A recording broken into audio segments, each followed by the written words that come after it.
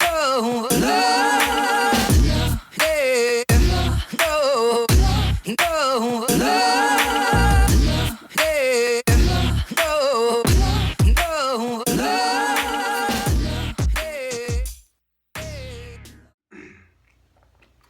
Alright, Game of Thrones season 7. Almost done with this season, which I'd say the season's actually doing pretty well.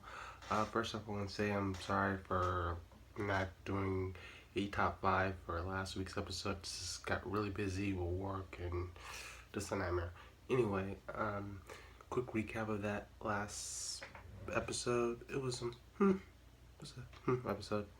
Um, but I'm gonna start off with my top 5, starting with Theon. Um, I like the fact that her sister and I forget her name. I'm just gonna call her sister. I don't know. Anyway, I was actually surprised to see that. I'm not surprised to see that she was actually. I think she's a lesbian. So I was actually surprised that she was a lesbian. I don't have no problems with lesbians. It's just it was a shock to see her actually making out with another girl. But I like the whole conversation that that she's actually going to Daenerys, that their plan is going to Daenerys and reunite with her. And I also like that Theon is. You could tell he's still a broken guy, but then I feel like at the end of that conversation that he felt like it's Theon again, like the one that we used to know. But I hope he doesn't try to betray his sister, because I think that's what the old Theon, in my opinion, would do. I hope he does not do that because I like this new Theon better. Anyway, that was my number 5, and again, it was really good. My fourth favorite thing about this episode has to be the fact that they brought back the Hound. Um, I completely forgot about the character because I know he's been gone for about maybe 2 seasons now. I completely forgot about him because see, when they did the whole recap thing, they normally, I mean, I think it's just me, but normally they automatically go straight to the title scene. So when they did not do the title scene, I was like, well, this is a little different. And then you see, I was like, who the hell is this dude?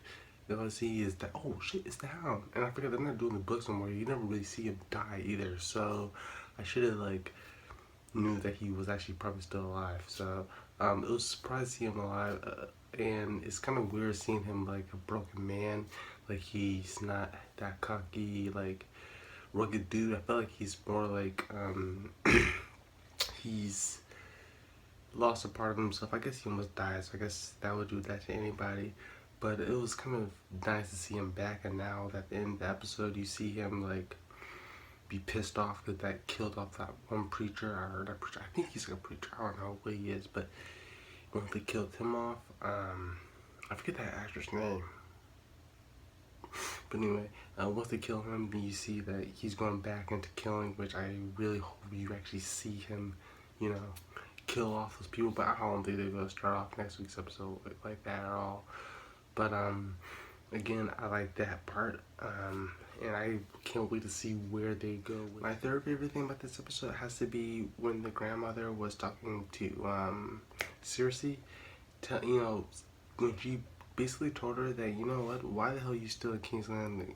It doesn't really make sense because think about it, and it doesn't really make sense. She's surrounded by her enemies, and it was nice to see her get put in her place because you know what, she has no point. If she made completely sense for the old lady, which is kind of funny. I actually thought that she was actually the mother, but because it's like she's too old to be a mother. But then trying to choose a grandmother, I felt so stupid because like, dude, she looks like a grandmother. Anyway, I like the whole thing that's going on with the King's Landing. I like the whole the fact that the Son of Light basically got the king. They got the king in their pockets. They got the queen. Well, I mean, we're not stupid. You know, the queen's not in our pockets. You know, the queen is actually, she has another agenda, and she's just playing ball with them. So I like to see where her plan goes because it's looking good. At first, that was actually my least favorite. In the season, that was my least favorite part. Every time there's a King's Landing, I feel like the King's Landing storyline has been boring with the whole like priest thing. I was like,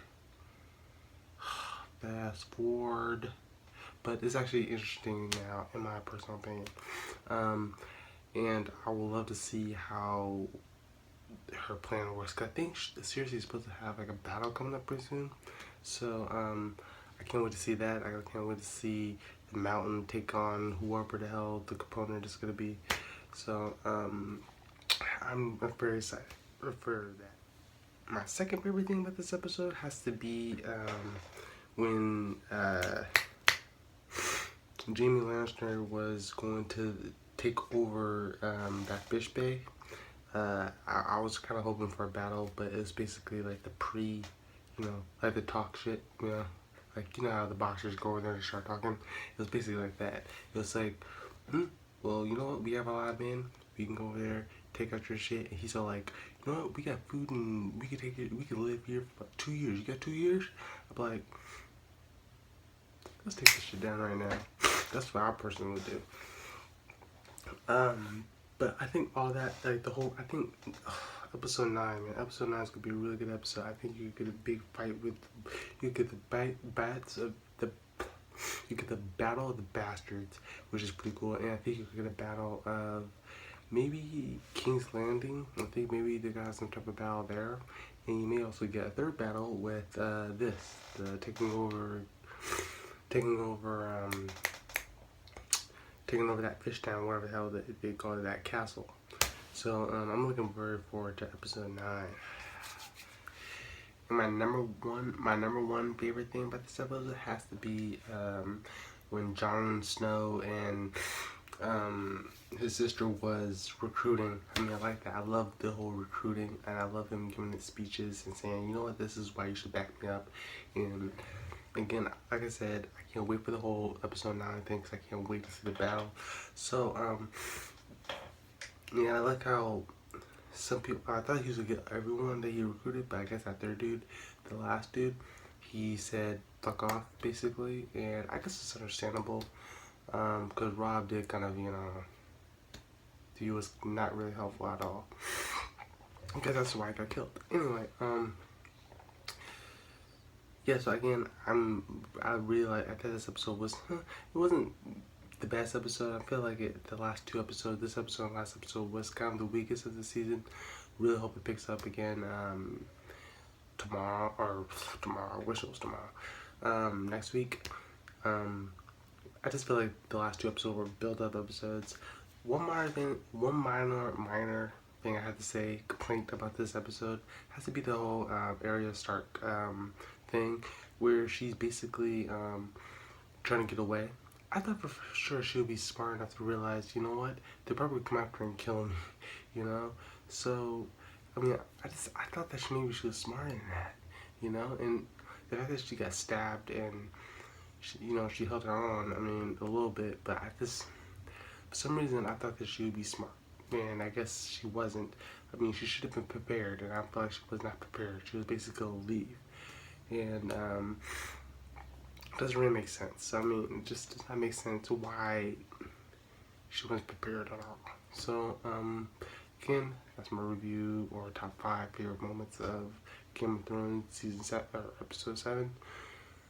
What's his name? Broken Man. Can't wait for next week's episode. And if you guys like this review, or top 5, like, comment, and subscribe. And peace out, because I'm out.